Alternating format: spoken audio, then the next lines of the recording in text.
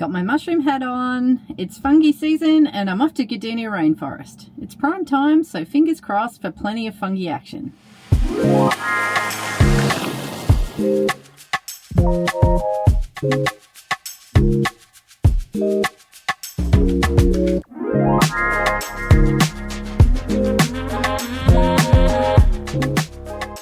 I love Gardenia, it's just down the road and there's usually nobody here. It's Saturday and I've got it all to myself, but gumboots are always a good idea.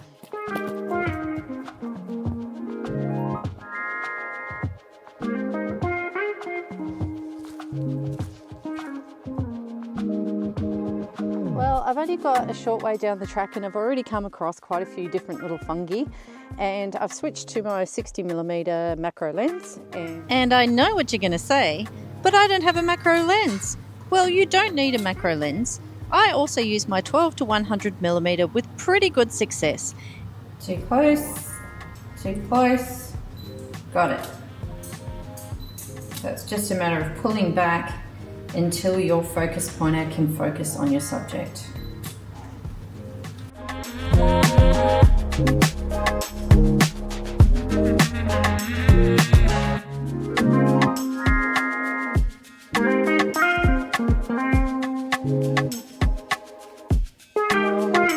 Wow, check this out. My goodness, I really hit the jackpot today. I can't believe the variety. There's this little purpley staghorn one, and just here there's another one, and everywhere I turn there's more.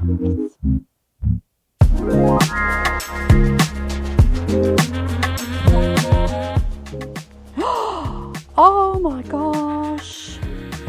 Look at that!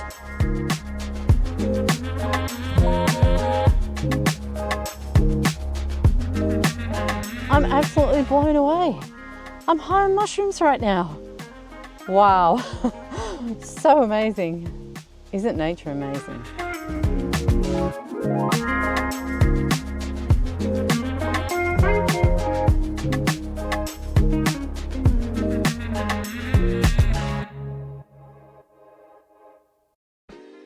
Photographing fungi, or any small feature such as orchids or moss, does come with its share of challenges.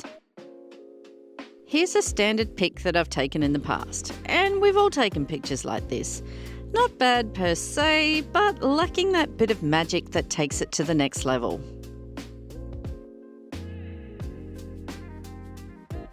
If you are using aperture or shutter speed priority, you can get a good result, but you just won't if shooting on auto. I take every shot on full manual, and in an upcoming video I'm going to explain how and why you should make the jump, and it's not as hard as you think. Your settings are going to depend on the light conditions of where you are, but a key point is to make sure your shutter speed is high enough to compensate for camera shake, especially as you may be shooting from awkward positions. To get your shutter speed up, raise your ISO. You can denoise later to remove graininess, but you can't fix soft images.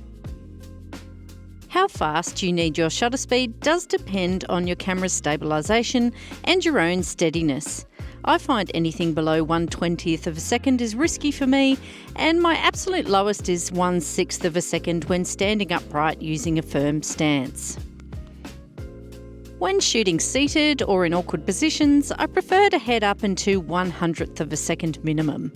Do a little experimentation for yourself, paying attention to your settings and your failure rate in different positions. With fungi being so close to the ground, it is difficult to use a tripod. I always prefer to shoot handheld, as I feel it gives me greater scope within my compositions. And I tend to get a little bit impatient with the fiddle-faddle of getting a tripod in the right position.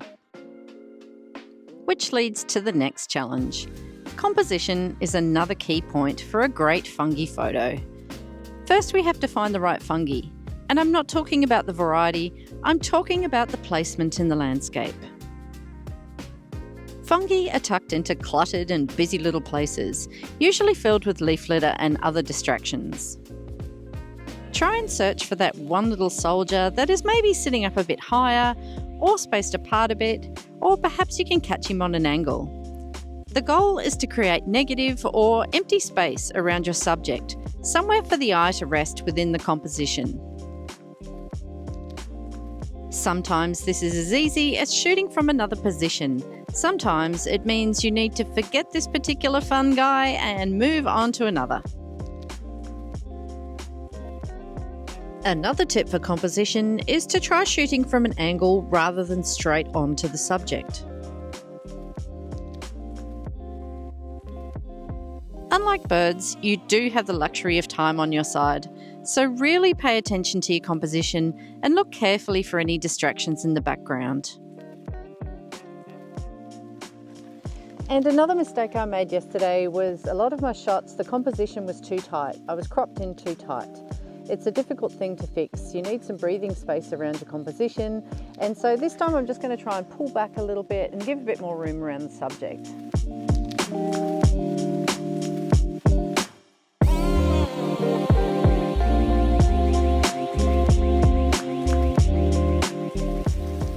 But like most things, rules are made to be broken, and there is a time to move in tight on your subject. This technique works really well with clusters of fungi, where you have multiple elements in the frame. From a distance, it can all look a little bit busy and unexciting. Create a stronger composition and a much more striking image by moving in tight and focusing on a certain element, such as a droplet of water, the gills of the fungi, patterns, a fallen leaf, or even a bug. You will need to get your focus nice and sharp, which leads me to the next challenge. Focus is where things can get tricky. Many tutorials will tell you you need to focus stack when shooting anything macro, but I don't think that's necessarily true for creative photography. So what is focus stacking? It's combining a set of photos with different focal points to create an extended sharpness within a selected range of your photo. For instance, you can have the cap of the fungi and the stalk razor sharp, even when shooting at a very close range.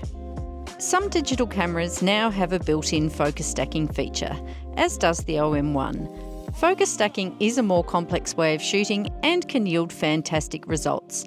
But I'm going to keep it simple in this video, so I'm going to address focus stacking another time. Without focus stacking, you probably will need to sacrifice part of your subject where it will not be sharp, but you can still get a good result. It all comes down to where the main focal point is. Most of the time, to make it look visually correct, that should be the forwardmost part of the main feature of your subject. Another tip is to focus on the part of the subject where the light falls. Here, I've missed the best focal point, which should have been at the top edge where the light is, not underneath in the gills, and it just doesn't look right. Another trick is to shoot the subject on an angle, with both the foreground and background blurred, with the focal point somewhere in the middle. Keep your aperture nice and low for this technique. It's better to exaggerate the blurriness and make it a deliberate feature of your photo, which avoids it looking like you just stuffed up the focus. In this example, we don't have enough difference between the sharp and the blurry, and it all looks a bit wishy-washy. In this image, you can see the background is deliberately very blurry, which leads the eye to the lovely detail in the gills. But if you do want to get your whole subject in focus, try moving back and increase your aperture setting to at least f11 to give a greater depth of field. Well, I was just about to press publish on my video when I received the exciting news that my photo had been selected in a fungi photo competition as the overall winner out of 2 contests. Part of my prize was a fungi photography workshop with BBC Earth and National Geo contributors Stephen and Catherine from Planet Fungi. So I was lucky enough to go and attend the workshop with Stephen and Catherine on Sunday, and I picked up a couple of great tips. So I pressed pause on my video until I could share these with you. And it involves this and this. Oops.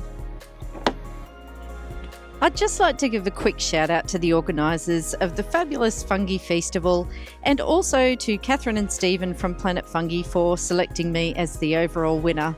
Make sure you check out their new movie, Planet Fungi. It is amazing. So yeah, I'm back at Gardenia again, and we're going to go down into the rainforest, have a look and see what fungi are here as opposed to last time, and also check out these two new techniques, which are really helpful.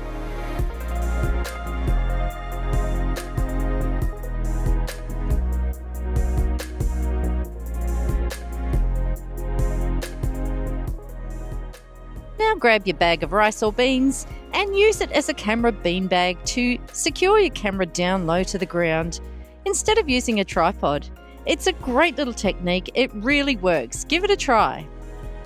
Well, provided you don't split the bag like I did, so maybe use a real plastic bag, not one of these eco-friendly ones, as they're not really got the strength in them to hold the beans. And valuable tip number 2 is to use a humble piece of alfoil positioned strategically, and it's nice and malleable, so you can really bend it into place and get it exactly to where you want to reflect light. And this is particularly helpful for taking the underside of fungi.